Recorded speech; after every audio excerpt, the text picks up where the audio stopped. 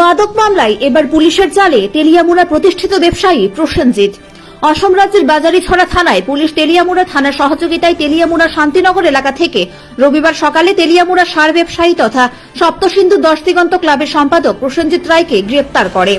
উল্লেখ্য, গোটা তেলিয়ামুড়া শহরে প্রসেনজিৎ রায়ের সামান্য একজন সার ব্যবসায়ী থেকে মাদক সাম্রাজ্যের সম্রাট হয়ে ওঠার উপাখ্যানের চাপা গুঞ্জন চললেও প্রমাণের অভাবে কিংবা প্রসেনজিতের অর্থ ক্ষমতার ভয়ে কেউই প্রকাশ্যে কিছুই বলতে সাহস পায়নি। অবশেষে সেই মাদক সাম্রাজ্যের সম্রাট প্রসেনজিৎ এবার মাদক মামলায় আসাম পুলিশের হাতে গ্রেফতার হল। আসামের বাজারিছড়া থানায় দায়েরকৃত এনডিপিএস মামলা নম্বর 211/24 এর 22C 2529 ধারায় প্রসেনজিৎ রায়কে গ্রেপ্তার করা হয়।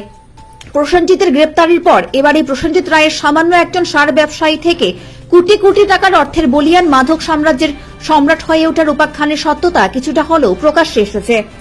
একাধিক বিশ্বস্ত সূত্রের খবর, এই প্রসেনজিৎ রায় আজ থেকে কয়েকশো বছর পূর্বেও কৃষ্ণপুর বিধানসভা এলাকার ডিএম কলোনি গ্রামের স্থায়ী বাসিন্দা ছিল, কিন্তু আচমকাই হঠাৎ কোটি কোটি টাকার মালিক হয়ে যায় এই প্রসেনজিৎ।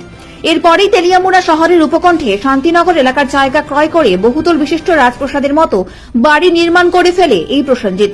তৎসঙ্গে নিজের অর্থ বলে এলাকার স্থানীয় সপ্তসিন্ধু দশদিগন্ত ক্লাবের সম্পাদকের পদ হাসিল করে সামাজিকভাবেও নিজেকে শক্তিশালী করে তোলে।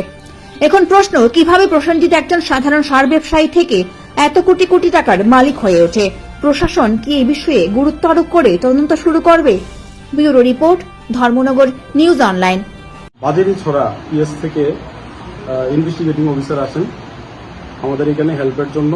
তাদের পিএসএ একটা কেস রেজিস্টার হয়, যার কেস নাম্বার 211/2024 এনডিপিএস মামলায় কেসটা রেজিস্টার হয়েছে। এই মামলায় একজন ওই কেসের আসামি আমাদের এখানে আছেন, ওনাকে অ্যারেস্ট করার জন্য তারা এখানে আসেন। তারপর আমরা তাদেরকে সাহায্য করি এই অ্যারেস্ট করার ক্ষেত্রে।